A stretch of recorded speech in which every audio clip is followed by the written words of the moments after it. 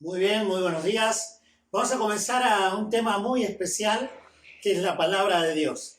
Estamos tocando el tema de Hechos, Hechos de los Apóstoles, un libro que con una palabra podríamos decir transición, un libro de evidencias, de manifestaciones de una nueva etapa. Ahora, sin embargo, quiero hacer un alto porque vamos a estudiar durante todo febrero una carta interesante. Es la carta que no se ha cerrado. Hechos de los Apóstoles lo seguimos escribiendo a través de proezas, a través de manifestaciones de lo que es la obra de Dios con la iglesia, tú y yo. Acuérdate que el libro de Hechos, un bosquejo muy simple para que te acuerdes, son tres divisiones. El Señor Jesús asciende, el Señor desciende, ¿sí? Él muere, es crucificado, pero vence a la muerte, al pecado y a Satanás, asciende, ¿ok? Dejando dones espirituales y preparando morada para nosotros. Y en tercer lugar, comienza la iglesia, el Espíritu Santo a través de nosotros. Y acuérdense bien, iglesia no es un templo. Iglesia somos cada uno de aquellos que hemos creído y tenemos al Espíritu Santo porque nos hemos arrepentido y la sangre de Cristo nos ha lavado de todo pecado. ¿Ok?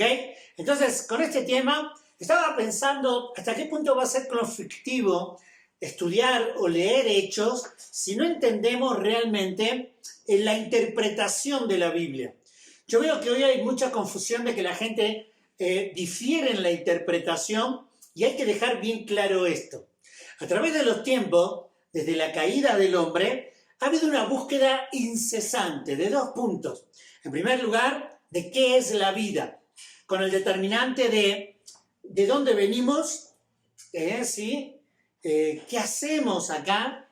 ¿Y cuál va a ser el fin? ¿Hacia dónde vamos? Esto determinante después de la caída fue una búsqueda incesante de la vida, pero también a través de la historia de buscar la verdad. ¿Sí? Esa búsqueda incesante de cuál es la verdad, de dónde viene el ser humano. Quiero decirle a muchos que son ateos o amantes de la ciencia, hay una filosofía para entender lo que es la historia del ser humano. Y no puesta por los teólogos, aquellas personas que estudian la Biblia, se dedican a la Biblia, así como ves una carrera que hay una licenciatura, una maestría, un doctorado, hay especialidades, así también en la teología, que se aprende a estudiar la ciencia de Dios a través de las escrituras y libros que no son de la Biblia, pero para apoyarnos en la parte gramatical de la historia, el contexto, las culturas, y comprender mayor este libro escrito en 3 idiomas y que vamos a tener la interpretación de la escritura. Sin más, este estudio va a enseñarnos a cómo poder pensar las reglas de interpretación. La estás agarrando, tenés ahí un papel, tenés un cuaderno, una pluma, pues que vamos a estudiar la palabra de Dios. A través de los tiempos la filosofía fue parándose sobre dos posturas. Una postura que era a través de los pactistas, aquellos pactos que consideran 2 o 3 divisiones a lo largo de la historia, y tu servidor, dispensacionalistas. Yo soy dispensacionalista, son 7 periodos de tiempo bien marcados. Estos 7 periodos tienen nombre. Estaba el periodo de la inocencia, el periodo de la conciencia, el periodo del gobierno humano, el de la promesa, también el quinto era la ley mosaica, la gracia y milenial. 7 periodos dispensacionalistas. ¿Por qué? ¿Por qué tenemos una postura pactista y una postura dispensacionalista? Porque ambas dos tienen un sentido de una filosofía de interpretación de la historia y de la Biblia que difieren en muchas pautas cuál es lo que es hoy nuestra creencia y cómo tenemos que entender la Biblia para poder hacerla propia y personal. Es más, el pactista tiene una forma de interpretación igual que el dispensacionalista, ¿ok? Que esa forma de interpretación es literal y conceptual. Literal y gramaticalmente tal cual está en la Biblia. Simplemente que el pactista va a abrazar un segundo punto de interpretación, que es el punto alegórico místico. Ellos empiezan a alegorizar con ciertos criterios, donde yo difiero, porque realmente la Biblia, todos los acontecimientos que hemos visto en diferentes procesos de aprendizaje que Dios ha tratado al hombre, muy bien, han sido textuales y literales. O sea que si Dios dice en la Biblia que el mar se abrió, se abrió. Si en la Biblia dice que realmente la persona era picada por la serpiente y miraban en un punto cardinal donde estaba una persona, un hombre de Dios con una serpiente levantada, es tal cual. Sin embargo, el pactista empieza a alegorizar y a ser místico para que encaje un poco la historia.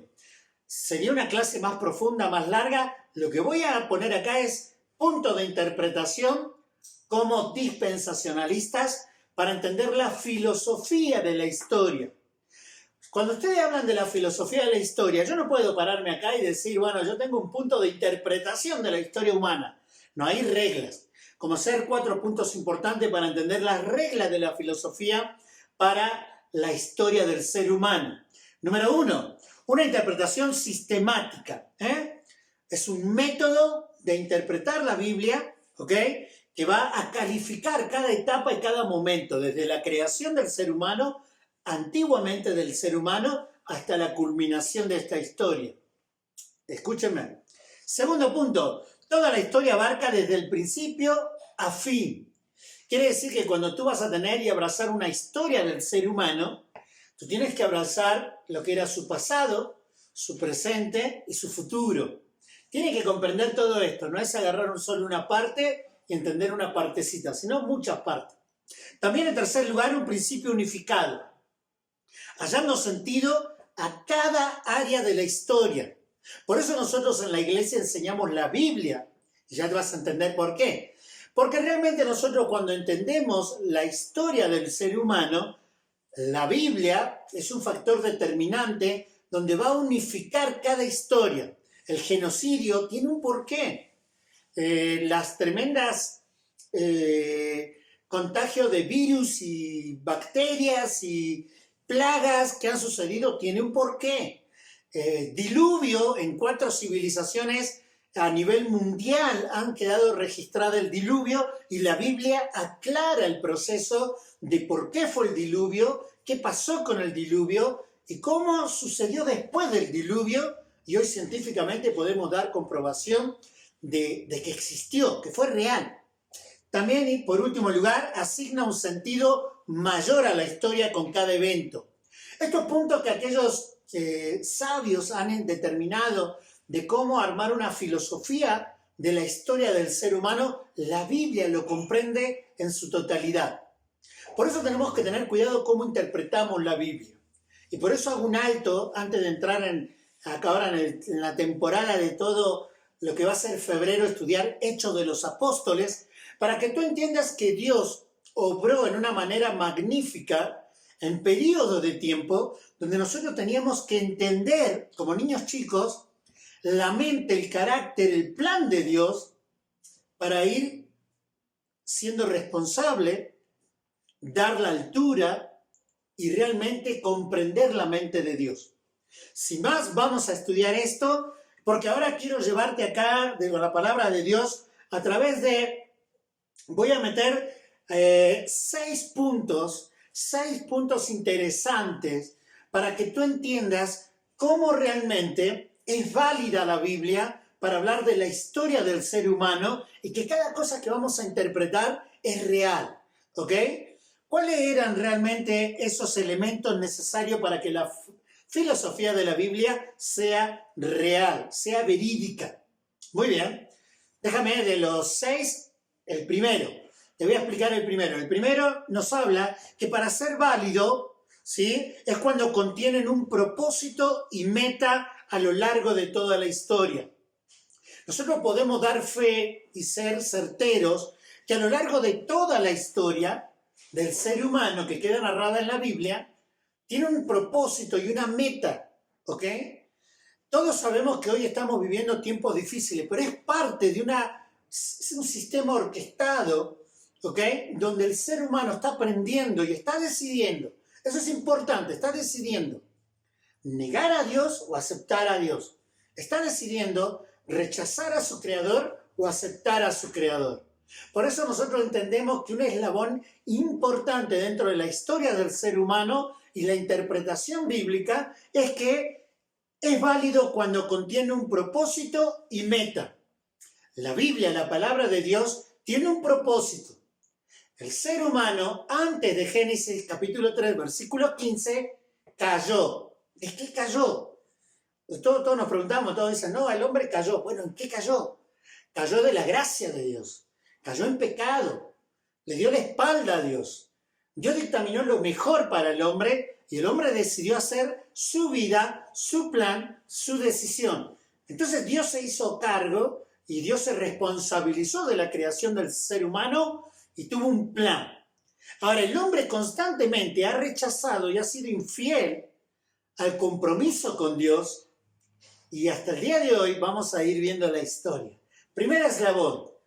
La historia fomenta a través de la palabra de Dios un conocimiento de un eslabón clave, ¿ok? Que es el principio de filosofía bíblica acerca de que contiene un propósito y una meta. ¿Cuál es el propósito y la meta del ser humano que la Biblia nos habla? Darle la gloria y la honra a Dios. Así es. Nosotros sabemos que un día toda rodilla se doblará y que nuestro Señor Jesucristo será exaltado. ¿Sí? Señor Jesucristo es la segunda persona de la Trinidad, Dios Padre, Dios Hijo, Dios Espíritu Santo, y Dios compete a que toda rodilla se doblará, la que está debajo de la tierra, arriba de la tierra y sobre la tierra, se arrodillará, se humillará y reconocerá que Jesucristo es el Rey de Reyes, Señor de Señores. Pero eso lo reconocemos, no lo reconocemos. Hoy no se reconoce eso. Aún en vida de cristiano, el Señor no es Señor. ¿Ok? Segundo punto, algo interesante que tienes que entender. Un eslabón importante es que es válido si reconoce distinciones y diferencias en la historia. Pareciera que la Biblia es controversial, que realmente se va contradiciendo una con otra, pero en realidad no es controversial. ¿Por qué? Porque viene un hilo hilvanado donde va llevando la costura de todo este emprendimiento hasta el final de la historia. Déjame profundizar este punto más de lo que tiene que ser. ¿Cómo ser? Vamos a tocar el primer eslabón. Parece contradecirse, pero no lo es. Y el primer eslabón que te voy a hablar es del Evangelio, las buenas nuevas. Hay mucha gente que cree en la pérdida de salvación, seguridad de salvación, que es el Espíritu Santo, no es el Espíritu Santo. Vamos a hablar, porque el libro de Hechos voy a profundizar mucho más cuando ya estemos en febrero. Por eso tienes que tomar este estudio para aprender y abrir tu mente y entender bien cómo es este sistema y regla de aprendizaje. Vamos al tema de la salvación. Un tema que parecería contradictorio, pero es muy dócil. El Señor en Génesis capítulo 3, versículo 15, prometió redención. Antiguamente no lo había hecho. ¿Por qué? Porque realmente Dios le dijo al hombre, pondrás el nombre a los animales, acá está tu compañera idónea, la mujer, serás vegetariano, porque esa es la dieta que diseñé para ti. Solo te pido un favor, como ser humano, no comas del árbol de la vida. El hombre pecó, fue contra Dios, se rebeló y ahí comenzó la muerte y comenzó la maldición para el hombre y para la mujer. ¿Ok? Y ahí es donde nosotros vemos un plan de redención en toda la historia para que el hombre se salve. Ahora, durante toda la historia del ser humano, el ser humano busca insaciablemente a Dios. El hombre tiene un vacío muy grande que si no lo llena Dios, nada lo va a llenar. Lo ha tratado de llenar con poder, lo ha tratado de llenar con dinero, lo ha tratado de llenar con sexualidad, lo ha tratado de llenar con conocimiento como los griegos, ¿ok?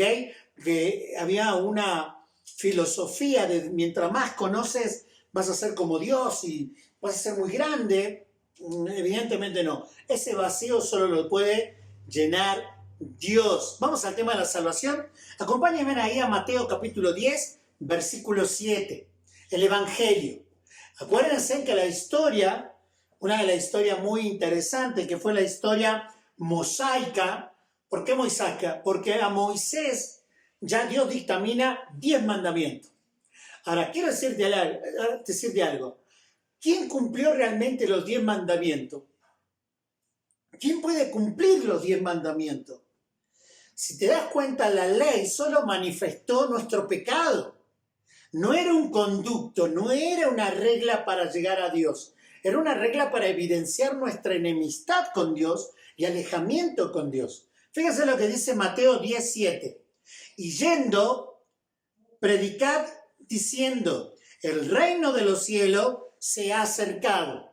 ¿Por qué? Porque durante toda la historia, en el proceso donde ya el hombre tenía conciencia después de pecar, ¿ok?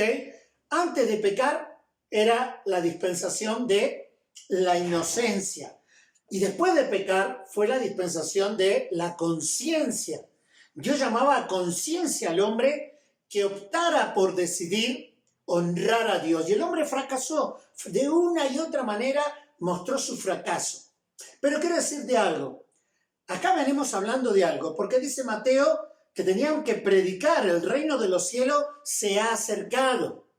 Sin embargo, hay un cambio de historia, pero sigue siendo hilada. ¿Por qué? Porque llega un cambio donde el pueblo de Dios, el pueblo hebreo, ya no iba a ser dócil ni iba a aceptar a Dios. Fíjate lo que dice ahí, 1 Corintios 15, versículo 3 al 5. Dice, porque primeramente os he enseñado lo que asimismo recibí. Pablo, como hebreo, pero también como sacerdote, como fariseo, preparado en las Escrituras, dice, porque primeramente os he enseñado lo que asimismo recibí, que Cristo murió por nosotros, nuestros pecados, conforme ¿a qué? A las Escrituras. Hasta ese momento traían la Tanakh, que es el Antiguo Testamento, y ellos venían profetizando que iba a venir un Mesías, Yeshua, ¿ok? Era aquel salvador de pecado, que iba a salvar a su pueblo y a la humanidad de pecado. Y ahí es donde él dice, ¿sabes? Porque primeramente os he enseñado lo que asimismo recibí, que Cristo murió por nuestros pecados, conforme a las Escrituras, y que fue sepultado y que resucitó al tercer día, conforme a las Escrituras, y que apareció a Cefas y después a los 12. Entonces, en primer lugar, quiero hablarte que no hay una contradicción, solamente que hay 2 evangelios. El evangelio bajo la ley, que aún sacrificando animales no era suficiente, aún cumpliendo el mandamiento de Dios no era suficiente, porque tenía que haber una integridad única para que realmente hubiera salvación. La misericordia de Dios los iba a salvar. Por eso estaban esperando ese Cordero de Dios que quita el pecado del mundo sin mancha, del cual Jesucristo fue aquel que cumplió con el requisito escritural. ¿Sí? Entonces, ¿cuál es el problema acá? Que si yo no entiendo esta controversia, que no es controversia, que es un plan de Dios, donde llega un momento donde dice, se acaba la ley mosaica y comienza la gracia. Acá quiero explicar algo. Muchos dicen, bueno, pero el periodo de la gracia existió desde que el hombre cayó. Sí, llega un momento donde el escritor de la palabra dice la multiforme gracia de Dios, porque hay mucha gracia de Dios y en diferentes formas se manifiesta. Lo que estoy hablando acá es el periodo de la gracia, donde ya no dependería del hombre, sino del sacrificio precioso de Cristo y el hombre permitiendo abrazar ese favor hacia la humanidad. ¿Ok? Espero que me sigan. Segundo lugar, dentro de la salvación, vemos que había un mensaje dirigido para el pueblo de Dios directo. Si yo voy a la Biblia en Marcos 1:14, dice la Biblia, después que Juan fue encarcelado, Jesús vino a Galilea predicando el evangelio del reino de Dios. diciendo, el tiempo se ha cumplido y el reino de Dios se ha acercado. Arrepentíos y creed en el Evangelio, en la buena nueva. ¿A quién estaba dirigido este mensaje? Al pueblo de Dios, a los hebreos, a los hijos de Abraham de sangre, el linaje de Abraham, y aquellos que podían abrazar esta fe. ¿Sabes? Hay una realidad. Ellos estaban esperando esto. Pero acordate que el pueblo de Israel, el pueblo hebreo, rechazó este mensaje. Y eso lo vemos no solamente en los evangelios, sino también lo vemos en el libro de Hechos, de transición, hasta capítulo 12. ¿Por qué? ¿Cuál fue el rechazo? Fue un rechazo directo a Dios. Mira, el pueblo hebreo rechazó a Dios, ¿sí? A Dios Padre, en su primer mensaje de acercación, que se acercaba al reino de Dios, matando a Juan el Bautista. En segundo lugar, rechazó no solamente al Padre, sino también al Hijo, matando al Señor Jesús en una cruz. Y en tercer lugar, fue una ofensa directa y rechazo al Espíritu Santo de Dios, que utilizó a Esteban. Y ellos lo apedrearon. Y llegó un momento donde Dios dice, basta. Como estaba profetizado en Isaías, ya por el rechazo del pueblo de Dios, ahora el mensaje no será solo para judíos. Fíjate lo que dice la palabra en Mateo 16:22. Entonces Pedro, tomando aparte, comenzó a reconvenirle, diciendo, Señor, ten compasión de ti, en ninguna manera te acontezca esto. ¿Por qué? Porque una vez que él manda a los 70 y los 70 vuelven, él comienza a decirle que él un día tendría que ser lastimado, iba a ser expuesto, sufrir y padecer. Y Pedro dice que ninguna cosa te acontezca. ¿Por qué? Porque Pedro entendía el reino de los cielos, el reino de Dios, mas no entendía la obra del Mesías, ¿ok? Que después lo va a entender él a través de los lienzos, el mensaje directo, donde él va a entender realmente que Dios no hace distinción de persona y que ahora el mensaje era para gentiles, era para todo el mundo que quisiera reconocer a Jesús. Iba a haber un cambio, no se contradice. Fíjate, específicamente para judío, Mateo 10, 5 y 6, dice la palabra de Dios. A estos dos envió Jesús y les dio instrucciones diciendo, escuchen, Mateo 10, 5 y 6. Por camino de gentiles no vayáis, y en las ciudades de samaritanos no entréis, sino id ante a las ovejas perdidas de la casa de Israel. ¿Qué estaba hablando? Cuando vamos al libro de Hechos, capítulo 13, claramente le dice, por cuanto no fuiste digno del mensaje y rehusaste al Mesías, rehusaste a Jesucristo y el Evangelio de Dios, al Redentor y al Salvador del mundo. ¿Me explico? En este momento, el mensaje en los Evangelios, que son una biografía del Señor Jesucristo en 4 puntos de vista diferentes, había un evangelio, había una predicación que era directamente para judíos. Pero hay un cambio ante el rotundo rechazo del pueblo de Dios. ¿Sí? Y empieza ese cambio en Mateo capítulo 16, versículo 22. Dice, Marcos capítulo 16, versículo 15. Y les dijo, id por todo el mundo y predicad el evangelio a toda criatura. Tú dirás, bueno, pero no era solamente al pueblo de Dios, al judío, al hebreo. No. Ellos han rechazado, está postergado la promesa. Para ellos era la promesa terrenal, ¿sí? Ellos esperaban al Mesías Rey.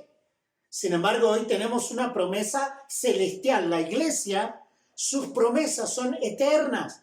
Estamos hablando de la boda del Cordero. Estamos hablando de reinar con Cristo 1000 años. Estamos hablando de la gran Jerusalén, un día donde ya el pecado no nos acose ni nos atormente más. ¿Ok? Ese es el punto.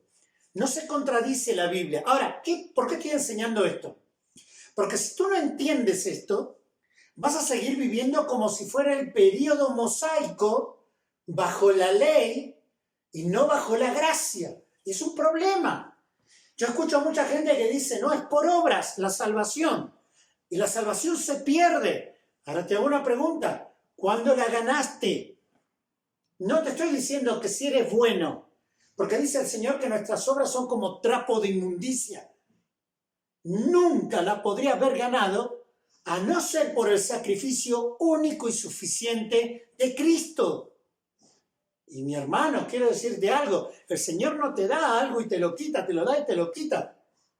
Hay una mala interpretación de la palabra. ¿Por qué? Porque el Señor, dice la Escritura, entonces en vano murió Cristo.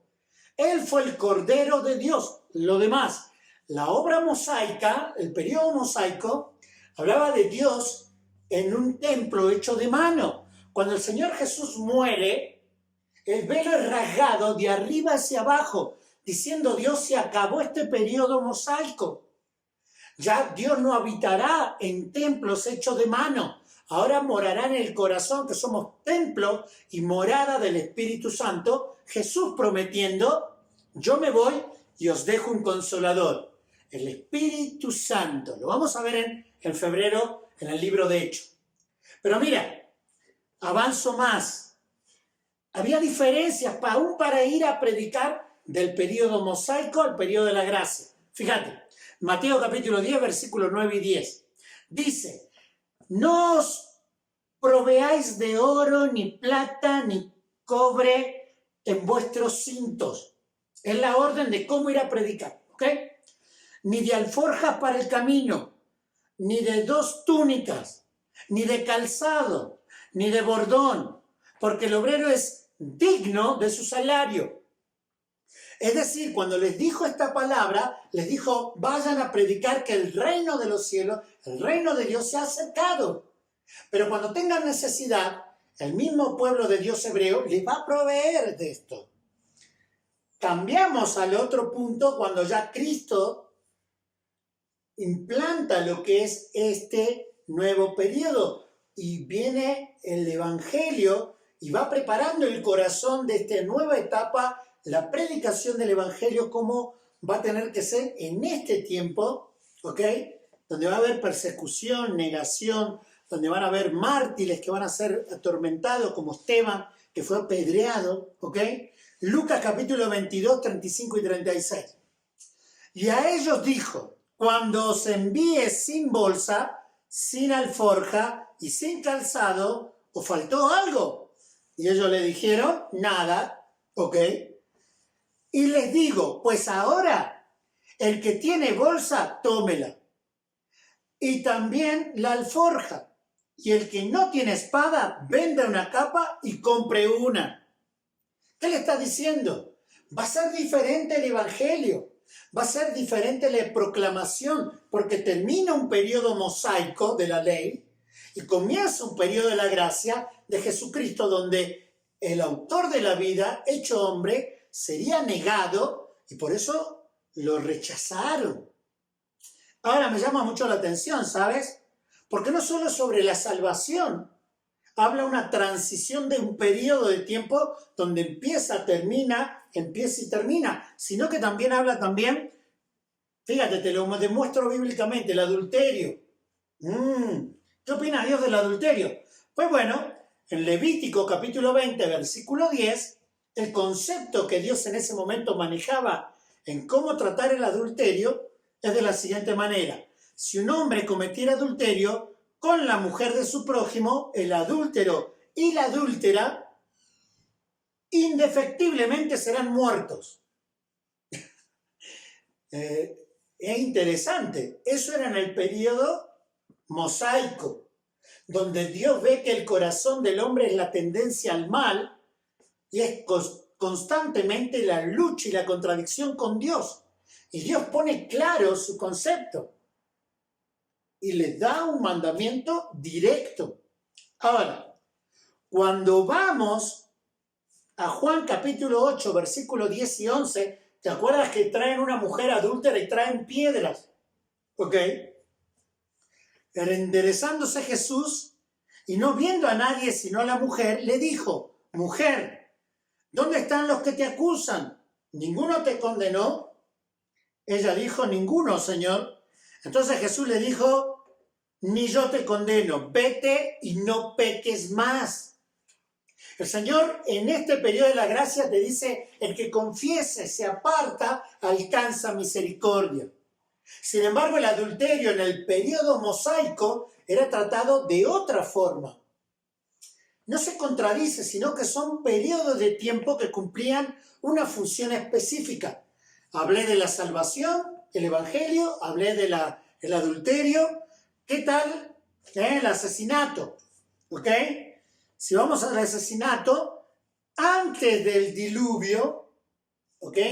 Capítulo 6, 7, 8 y 9 de Génesis nos hablan en el contexto del diluvio, donde la maldad del hombre había crecido, donde la depravación de los géneros estaba a flor de piel, y decía, porque ciertamente derramaré la sangre de vuestra vida, de mano de todo animal la derramaré, y de la mano del hombre, de mano del varón, su hermano, derramaré la vida del hombre. El que derramare sangre de hombre, por el hombre su sangre será derramada, porque a imagen de Dios es hecho el hombre. Es interesante, es interesante. Ahora, Dios agarra y no es que va a invalidar esa ley, sino que la va aumentando. Cuando va a las reglas de los 10 mandamientos, directamente dice, Deuteronomio 5:17, no matarás. Pero ya no pone consecuencias si tú matas. Aparentemente continuaba el hecho de ojo por ojo, diente por diente. Tú matas a alguien, es pena de muerte. ¿Ok? Pero cuando vamos un poquito más a Mateo capítulo 21, 22, nos abre el panorama del asesinato. Y dice así, ¿oíste que fue dicho a los antiguos, no matarás? Y cualquiera que matara será culpable de juicio. Pero yo digo que cualquiera que os enoje contra su hermano será culpable de juicio. Y cualquiera que diga necio a su hermano será culpable ante el concilio. Y cualquiera que diga fatuo quedará expuesto al infierno de fuego. Dios va tomando una consideración, estaba viendo las obras y acciones del ser humano. Sin embargo, en este periodo lo que va haciendo Dios es mirar las intenciones del corazón.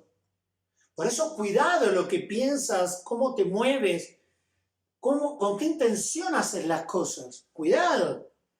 Porque no es que realmente un eslabón es necesario que se reconoce distinciones y diferencias en la historia. No es que se contradicen, sino que son periodos de tiempo que Dios fue tratando en una forma diferente. Tienes que saber cómo Dios trata hoy a aquellas personas que no tienen a Cristo en su corazón ni se han arreglado las cuentas con Dios. Van al infierno. Punto. Y aquellos que decimos ser cristianos y no andamos como tal, cuidado, porque Dios aún te puede quitar la vida en un perverso corazón que obstinadamente persevera en pecar. Te hablé de la salvación, te hablé del adulterio, del asesinato, pero ¿qué tal de la alimentación? Escucho por ahí que andan gente diciendo, no comas esto, no hagas esto, no toques aquello, no. Romanos capítulo 10 y 11, te lo dejo de tarea, échale una ojeada. Ahora, Génesis capítulo 1, versículo 29, acuérdate que la dieta era vegetariana, ¿ok? Y dijo Dios, he aquí que os he dado toda planta que da semilla, que está sobre la tierra, y todo árbol en que hay fruto que da semilla, os serán para comer. Perfecto, ¿no? El hombre cae en pecado y el hombre comienza una dieta carnívora, ¿ok? Carnívora. Y llega un momento donde el hombre empieza a poner leyes, donde Dios dictamina leyes, en el de la conciencia, en el periodo de la conciencia, la inocencia, la conciencia, el gobierno humano, donde Dios toca ciertos alimentos y ciertas cosas inmundas Pero llega un momento donde Dios habla con Pedro, ¿sabes? Y le dice, lo que Dios ha santificado, no lo llames inmundo. Y abre un panorama. Hechos capítulo 10, 15 y 16, volvió a la voz a la segunda vez, lo que Dios limpió, no lo llames tú común. Esto se hizo 3 veces y aquel lienzo volvió a ser recogido en el cielo. ¿Sabes? Hay personas que cuando van a interpretar la Biblia, la interpretan de una forma equivocada. ¿Por qué? Porque no tienen una consideración global de la historia. Por eso decimos que un eslabón válido es cuando contiene un propósito y meta general. Segundo, es cuando realmente se reconocen distinciones y diferencias en la historia que no se contradicen. Al contrario, van incrementando un mayor peso hacia el valor de la historia. Tercero, debe tener un concepto apropiado de la revelación. Quiero que entiendas algo, el Señor no enseñó toda de una. Lo que hizo el Señor es paulatinamente enseñarle para que el hombre entienda quién es Dios. En este tercer punto, donde es una revelación apropiada, paulatina, es como mi hijo, ¿no? Yo siempre pongo la ilustración de mi hijo. Cuando era pequeño yo le decía a mi hijo, ten cuidado porque te puede hacer daño si metes tus dedos en el enchufe. Yo me acuerdo bien cuando él era pequeño. Cuando él crece 5 o 7 años, yo ya le digo, hijo, te puede hacer daño a ti si no cuidas la luz, pero si no la cuidas también le haces daño a papá porque va a tener que pagar más luz. Apaga la luz, ¿ok? Ya cuando mi hijo creció, ya a la edad de adolescencia, y ya un poquito más, generaba un poquito de ingreso, yo le decía, hijo, mira, te voy a ser sincero, apaga la luz, ayúdame, y si generas dinero, ayúdame a pagarla, ¿no? Ya eres una persona que genera dinero. ¿Por qué? Porque no le puedo decir eso cuando tiene 2 años, no va a entender. Así es Dios. Fíjate un ejemplo. No reveló el Redentor hasta después de Génesis 3:15. ¿Por qué? Porque Adán no había pecado. Y si Adán no había pecado, ¿para qué le hablaba de un Redentor? ¿Me explico? Lo vemos en los discípulos. Tampoco les dijo de realmente la obra del Evangelio a través del arrepentimiento, el poder de la sangre de Cristo, ¿ok? Y que somos sellados con el Espíritu Santo, sino que fue a su tiempo revelado. Es más, no reveló la práctica de la pena de muerte hasta Génesis 9, 5, 6. Tuvo un momento indicado. No reveló a sus discípulos todo el futuro, ¿ok? Eso lo vemos en Juan 16, 12, porque paulatinamente Dios a su tiempo iba revelando, ¿ok? Y no te imaginas a quién dejó para recordarnos y para seguirnos revelando cosas. Sí, al Espíritu Santo de Dios. El Espíritu Santo no es una esencia. El Espíritu Santo no es como tristemente pecan y lastiman al Espíritu Santo diciendo que te tira, que te hace hablar, reír, que te desnuda, que hace cosas incongruentes. Nada que ver. Dios es un Dios de orden. Y Dios y su Espíritu Santo es de orden. Lo vamos a estudiar porque el Espíritu Santo es una persona. No es una esencia, no es una cosa. Fíjate lo que dice ahí la palabra de Dios en Juan 14, 26. Dice, mas el Consolador, el Espíritu Santo, a quien el Padre enviará en mi nombre, Él os enseñará todas las cosas y os recordará todo lo que yo os he dicho. ¡Fabuloso! ¿Por qué? Porque en este eslabón apropiado y la revelación, Dios nos manifiesta que si somos hijos suyos y nos reconocemos pecadores y arreglamos nuestra cuenta con Dios, mora en nosotros el Espíritu Santo como pertenencia, como propiedad, como un placer que podemos ahora recordar lo que Cristo dijo y entender lo que viene más adelante. Espectacular. Entonces, para repasar estos 3 puntos clave, es válido el eslabón de la historia cuando contiene un propósito y meta. Espero que lo hayas escrito. Es válido cuando se reconocen distinciones y diferencias en la historia, no contradicciones, diferencias. Ok, tercer lugar, debe tener un concepto apropiado de la revelación. Debe tener un concepto apropiado de la revelación a su punto y a su manera. ¿Ok? Vamos entonces con el cuarto. Debe tener un principio unificado que relacione todas las partes de la historia. Mi hermano, la soberanía de Dios. No te preocupes, ¿qué va a pasar en el 2021? El trabajo, la política, el ministerio, la iglesia. Él está en control. Satanás está limitado en su obrar porque Dios no nos deja ser probados más de lo que podamos resistir, sino que juntamente da la salida. Me gustaría que pienses en esto que te estoy diciendo. ¿Sabes? Un principio unificado. No, lo que pasa es que el diluvio es una cosa, el genocidio es otra cosa, las pestes es otra cosa. No, tiene todo que ver. Pero hay que estudiar, hay que humillarse, buscar el conocimiento divino y estudiar la palabra de Dios. También debes proporcionar una explicación de por qué sucedieron cada cosa. Tú tienes preguntas, ve con tu pastor. Tienes preguntas, ve a la palabra de Dios, estúdiala contextualmente, históricamente, geográficamente, a los autores. Métete en esos 3 dialectos o idiomas como el griego, el hebreo, el arameo y profundiza más la palabra de Dios. Por último, debe ofrecer respuestas apropiadas a las 3 preguntas básicas de la humanidad. ¿Cuáles son? En primer lugar, ¿de dónde venimos? Venimos de una humanidad que ha rechazado a Dios. Te hago una pregunta. ¿Eres amigo o enemigo de Dios? Así dice la Biblia. ¿O serás amigo del mundo y enemigo de Dios? ¿O amigo de Dios y enemigo del mundo? ¿Quién eres? Segundo lugar, la segunda pregunta que todo ser humano se hace. ¿Por qué estamos acá? ¿Sabe por qué estás acá? Por la gracia de Dios. ¿Sabe por qué estás acá? Para la gloria de Dios. Cuando yo escucho personas que dicen ser cristianas y viven para sus placeres, para sus metas, para sus ideales, para su valorización, cuidado, porque somos de Él, por Él y para su gloria. Espero que tu vida, como la mía, puedan ser así. Y si no te has reconciliado con Dios, ¿qué esperas? Hoy el coronavirus solo mostró la realidad de que un día todos vamos a perecer, vamos a partir. Y estaremos delante de Dios como juez o como nuestro Salvador. ¿Cómo lo quieres ver?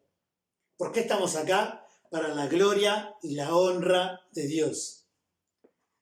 ¿Hacia dónde vamos? ¿Hacia dónde vamos?